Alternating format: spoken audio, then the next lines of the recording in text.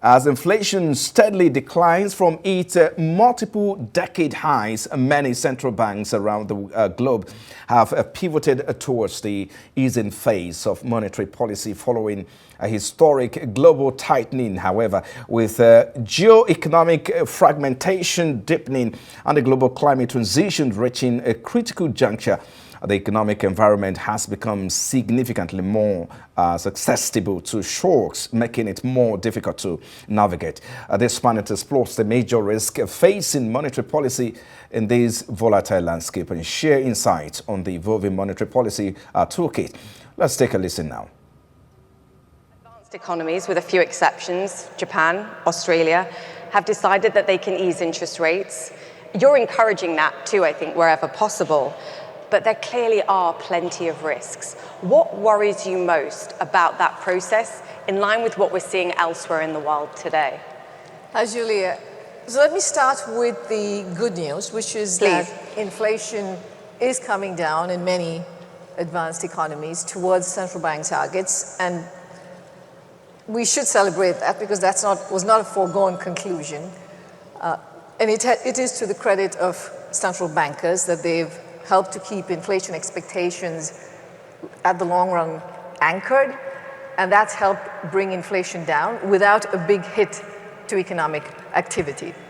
Now, the unwinding of supply disruptions helped, but at the same time, if you compare this episode to the previous 1970s episode where inflation was very high, and it took a lot of loss of economic activity to bring inflation down, this time we didn't have that.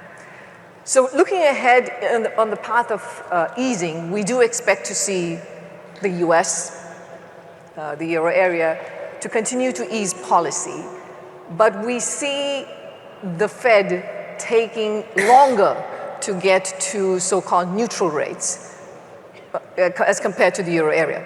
And that's because growth is stronger in the US as compared to the euro area. And so therefore it makes sense for there to be a longer period before you get back to neutrality in the US as compared to the euro area.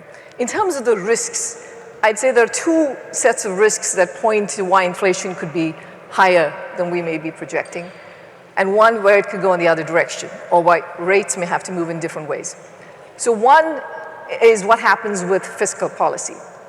Our assumption is that there's going to be smaller fiscal deficits, both in the US and in the euro area. If that's not the case, and there is much more expansionary fiscal policy, then that will add to inflationary pressures, and you could see maybe not as much easing taking place as we're currently projecting. The second is what comes from geopolitics, including, say, oil prices going up, or what comes from a big round of tariff increases, which have inflationary pressures, and that again moves in the direction of interest rates not easing as fast as one might expect. There's one that goes in the other direction, and this is something you raised earlier, which is we see this disconnect between the volatility in financial markets and the level of uncertainty there is. So the volatility is low compared to how elevated the uncertainty is around geopolitics, around trade, around fragmentation, and so on. If there is a sharp correction in financial markets, then that tends to have a dampening effect on demand, and you could end up, in that case, central banks reacting with much faster cuts in interest rates. So these are some of the risks that we see. I mean, there's a lot to cover there. Ricardo, coming here, but it's not just about, as Gita was saying, the journey. It is about the destination and where interest rates ultimately end up. How are you thinking, given all the challenges, all the uncertainties, stock markets, financial markets where they are, what the neutral rate of interest is? Well, first of all, thank you for having me. Like Gita noted, as we're entering a stage where inflation is stabilizing and we're going back to a normal situation, we can start talking again about steady state levels, neutral levels, where we'll end up, and that terminal rate, as you noted, or as you called it, will arrive soon. Now, to try and figure out where it is, one useful starting point would be to say maybe we're going to go back to 2019. If that is the case, estimates then of neutral rates were around 2.5% for the US, maybe 0.5, 1%, or around 1% for the ECB. However, I think that it would be incorrect to do so. The world has changed since 2019 in a way that, in my view, lead to a higher interest rate moving forward. To see why, let's look at how we got to the numbers in 2019. Those are low numbers historically. You used to think of normal neutral rates closer to, say, a 4%. And yet, over 20 plus years, interest rates had fallen, R-star had declined, maybe 20 years, maybe as much as 30 or 40. Now, if you look at the factors, and we had a very, very large, extensive literature trying to look at what had driven that fall in R-star, what's remarkable over the last 3 years is that most, not all, but most, have reverted. Let me start with the four, starting from the one that has changed the least to the ones who have changed the most. Demographics, that's barely changed in the last 3 years. The age of the population had pushed the R-stars down. But number two was public investment and change in the relative price of capital. Well, public investment has picked up in the last few years after the austerity wave post the financial crisis, and so that's going to have a positive effect on R-stars, even though quantitatively not a very large one. Third factor, though, and now an important one, the safety and liquidity of government bonds, which were extraordinarily safe for 20 years as a safe haven protected from not just default, but especially inflation.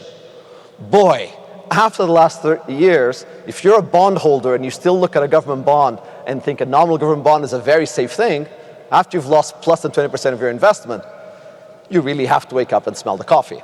They're not that safe and liquid anymore. The demand should be lower. You should expect, therefore, the R-star, the price to be higher. And then the fourth factor was famously called by many scholars, including Ben Bernanke at the time at the Fed, the so-called savings glut. China and other countries in Southeast Asia running very large current account surplus, which means saving abroad. And because of the capital controls that they had, that savings abroad was channeled by the government and led to an accumulation of treasuries and other safe government bonds outside. Well, what have we seen in the last few years? Not only the Chinese current account is smaller, the surplus is smaller, the outflows are smaller, but especially, and not just China, but Southeast Asia, you see a movement away from treasuries, from government bonds alone. That factor as well will push for R-stars to be higher. So all these factors are reverted, and some in a quantitatively serious way. But now let's add another fact, Julia, which is that the terminal rate depends not just on R-star, but also, let me call it pi star, for the Greek letter for inflation, long-run inflation. Can you put it into English for the people that aren't economists in the room? Where do we think inflation is going to go? Oh, thank you. As Gita well noted, inflation seems to be re-anchoring at around 2%. Okay. And so we have not seen a drift up of what expected inflation is. But we do see that the risks associated with inflation have increased. If you measure inflation risk premium, again going back to investors, how much compensation they want, how much higher interest rates they need to compensate for the risk of inflation, they have gone up. You see that directly when you try to measure those. You see that even more recently due to the increase in term premia, how much you want an interest rate to be on a longer term bond, which is more subject to that inflation risk or not. Add it all together, Julia, and the increase in that inflation compensation, as well as in the structural forces that are pushing R-star up. And I would go as far as venture that the new neutral rate for the US is probably around 3.5% to 4%. And for the ECB, maybe around 225, 275, knowing that there's a lot of uncertainty around us. Importantly, because of that uncertainty, it means that as central banks are cutting, I think they must be very well aware that they may not cut as much as they thought that they were if you're going from a pre-2020 world. And two, that you really need to feel your ground in the dark as you're cutting, figuring out where that unknown R-star plus pi star, if you want, where that neutral rate is, and be very careful not to go on a very predetermined, very bold path.